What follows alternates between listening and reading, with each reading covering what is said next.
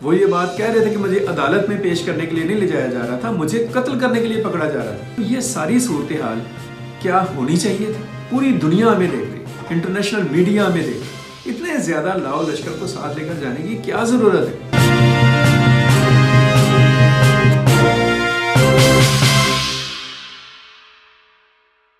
السلام علیکم ویورز، اشرف سہیل آفیشیل میں آپ کو خوش آمدید۔ آج ہم بات کر رہے ہیں پاکستان کی جو سیاسی فضا ہے اس میں رونما ہونے والی آج کی تبدیلیوں کے بارے میں۔ آج کچھ بظاہر اچھی چیزیں جو ہیں وہ سامنے آئی ہیں۔ ایک تو پی ٹی آئی اور حکومت پنجاب کے درمیان ایک ٹمپریری بیسس پر یا ایک فارمل بیسس کے اوپر ایک ایگریمنٹ طے پایا ہے، جس میں دونوں فریقین نیکسٹ پولیٹیکل معاملات کے بارے میں کچھ چیزوں پر ان کا اتفاق ہوا ہے۔ دوسری بات یہ ہے کہ عمران خان اس وقت پہنچ رہے ہیں لاہور ہائی کورٹ، اور وہاں پہ ان کی جو درخواست ہے اور ان پر جو مختلف قسم کے معاملات ہیں ان کی سماعت ہوگی۔ تیسری بات جو ان سے یہ ہے، اور وہ روایتی بات ہے، کہ خان صاحب حسب روایت جیسے وہ پہلے گئے تھے لاہور کا ہائی کورٹ، اسی طرح سے اپنے کارکنوں کی ایک بڑی تعداد کے ساتھ لاہور ہائی کورٹ پہنچ رہے ہیں۔ کارکن نعرے لگا رہے ہیں، ڈنڈے پکڑے ہوئے ہیں، اور نعروں اور ڈنڈوں کے ساتھ وہ چاہ رہے ہیں کہ لاہور ہائی کورٹ کی حدود میں داخل ہوں، اور خان صاحب کے ساتھ ہی شاید ان کا یہ بھی دل ہے کہ وہ کورٹ روم میں چلے جائیں، لیکن ہائی کورٹ کی طرف سے اس کے اوپر ایک پابندی ہے، کارکنوں کو اندر جانے کی اجازت نہیں دی جا رہی۔ یہ جو ساری صورتحال ہے اس میں بظاہر ایک اچھی چیز ہے کہ حکومت میں اور تحریک انصاف کے درمیان ایک کوئی معاملہ طے پا گیا ہے، اور صورتحال صبح ویسے ہی 18 تاریخ ہے، خان صاحب نے اعلان کیا ہے کہ وہ اسلام آباد میں عدالت میں پیش ہوں گے، تو یہ چیزیں بظاہر اچھی ہیں۔ لیکن بات کرنے کا مقصد اور مطلب جو ہے وہ یہ ہے، آج کی ہماری بات کا مقصد یہ ہے، میں آپ کو بتاتا چلوں کہ ہم روٹین میں نہیں جا رہے ہیں، ہم روٹین میں کوئی کمنٹری نہیں کرنا چاہ رہے ہیں، ہم کوئی سنسنی خیزی نہیں پیدا کرنے چاہ رہے ہیں، ہم کوئی ایسے ہی آپ لوگوں کو جذباتی طور پر مشتعل نہیں کرنا چاہ رہے ہیں۔ میں تو ان حقائق پر بات کرنا چاہ رہا ہوں جو ہمارے سامنے ہیں، اور ہم نے ان سے کیا سیکھنا ہے۔ یہ چیزیں ہیں جن پر ہمیں غور کرنے کی ضرورت ہے۔ ہر واقعہ، ہر موومنٹ اور ہر چیز جو ہوتی ہے اپنے اندر ایک سبق بہرحال ضرور رکھتی ہے۔ ہمیں اس سبق پر توجہ دینی چاہیے اگر ہم نے اپنے ملک کو آگے لے کر جانا ہے۔ اگر ہم چاہتے ہیں کہ ہمارا ملک جو ہے، ہماری قوم جو ہے وہ ترقی کی طرف جائے، خوشحالی کی طرف جائے، تو پھر ہمیں سیکھنے کی جو ایک عادت ہے اس کو اپنا حصہ بنانا چاہیے۔ بہرحال میں اسی بیس کے اوپر بات یہ کرنا چاہوں گا کہ پچھلے جو 3 4 5 دنوں میں زمان پارک میں جو کچھ بھی ہوا، یہ جو واقعات ہمارے سامنے آئے، ان سے جو صاحب فہم ہیں اور صاحب فکر ہیں، اور جو ملک کے سنجیدہ اور فہمیدہ حلقے ہیں، اور ملک کے بارے میں جن کو کچھ فکر ہے، انہیں اس سے بہرحال سیکھنے کی ضرورت ہے۔ میں یہ سمجھتا ہوں، اور میرے جیسے بہت سارے لوگ یہ سمجھتے ہیں، کہ زمان پاک میں اسلام آباد پولیس آئی، پنجاب پولیس اس کے ساتھ تھی، ایک دو مواقع کے اوپر رینجرز بھی ان کے ساتھ دکھائی دیے، تو یہ ساری صورتحال کیا ہونی چاہیے تھی؟ اور دوسری بات، جب پولیس آ گئی اور ڈیفینیٹلی وہ کورٹ کے آرڈر کے اوپر آئی، تو پولیس کے آنے کے بعد وہاں پر جو تحریک انصاف کے کارکن تھے، انہوں نے جو پولیس کو ریزسٹنس دی، کیا وہ ریزسٹنس ہونی چاہیے تھی؟ کیا ایک جمہوری ملک میں اس چیز کی گنجائش موجود ہے کہ اس طرح کے مناظر دیکھنے کو ملتے؟ پوری دنیا ہمیں دیکھ رہی، انٹرنیشنل میڈیا ہمیں دیکھ رہے، پوری دنیا کے ممالک ہمیں دیکھ رہے ہیں، لوگوں کے اس کے اوپر بیانات آ رہے ہیں، کمنٹس آ رہے ہیں، یہ سب کیا ہے؟ آپ ذرا مجھے ایک بات بتائیں، ایک کویسچن ہے چھوٹا سا، سب لوگوں سے، تحریک انصاف سے محبت کرنے والوں سے بھی اور تحریک انصاف کو ناپسند کرنے والوں سے بھی، کہ کیا کسی مہذب، ترقی یافتہ اور جمہوری ملک میں اس طرح کے مناظر کی گنجائش ہوتی ہے؟ آپ مجھے ذرا سوچ کے بتائیں کہ کیا امریکہ میں اس طرح سے ہوتا ہے، یا انڈیا میں ایسا ہوتا ہے، یا اسرائیل میں ایسا ہوتا ہے، یا فرانس اور چین میں ایسا ہوتا ہے، یا برطانیہ اور جرمنی میں ایسا ہوتا ہے؟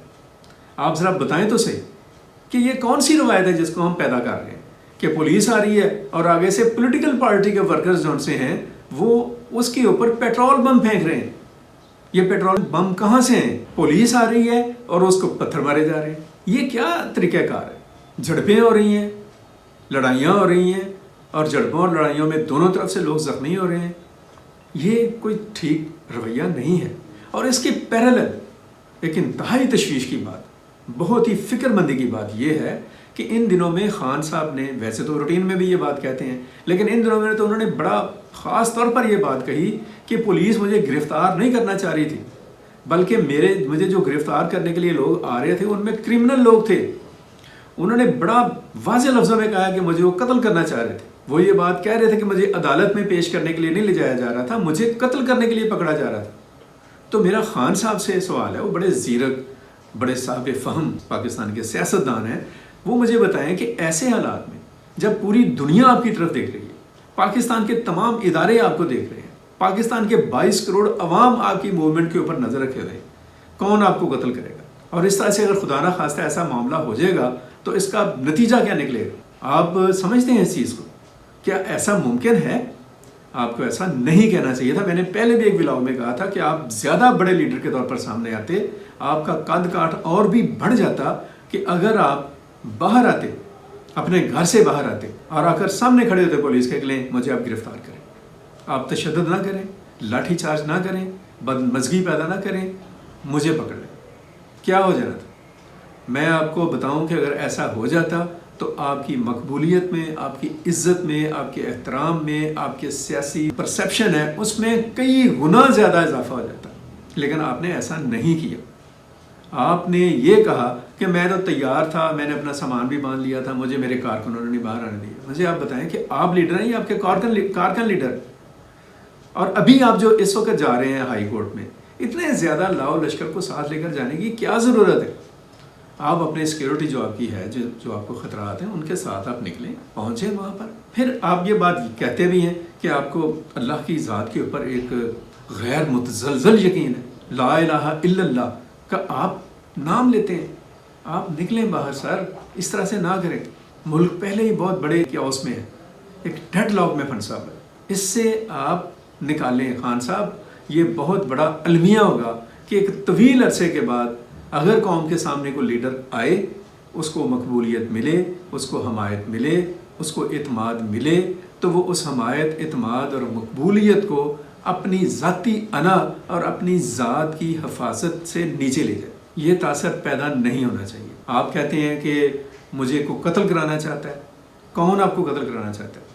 ویسے ابھی آپ نے وہ امریکن نشریاتی ادارے کو ایک انٹرویو میں کہا بھی ہے کہ اس ملک میں جو بھی ہو رہا ہے وہ ایک فرد واحد کر رہا ہے، اور وہ جو بھی کر رہا ہے وہی کر رہا ہے. اور آپ نے جہاں تک میری اطلاعات ہے آپ نے نام لے کر کہہ دیا. یہ رویہ ٹھیک نہیں ہے. اس سے ملک میں انارکی پیدا ہوگی، اس میں ملک میں تصادم آئے گا. آپ ان چیزوں پر غور کریں. اور صرف آپ ہی نہیں، جو اس وقت دیگر پولیٹیکل پارٹیز ہیں ان کی لیڈرشپ بھی سوچیں. خاص طور پر میں مریم نواز سے سے یہ بات کہوں گا کہ آپ بھی کوئی تھوڑا سا نا اپنے غصے اور اشتعال کو قابو میں لائیں. ایسے ہی بولتے چلے جانا اور جو منہ میں آئے کہتے چلے جانا، یہ چیزیں ٹھیک نہیں ہیں.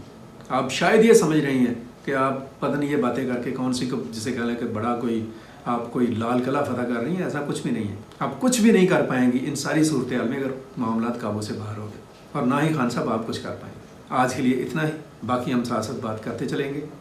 اپنا بہت سارا خیال رکھیں، اپنے گرد و نواح کا خیال رکھیں. پاکستان کے لیے دعا گو رہیں اور اس کے لیے کچھ اچھا کرنے کی کوشش کرتے رہیں.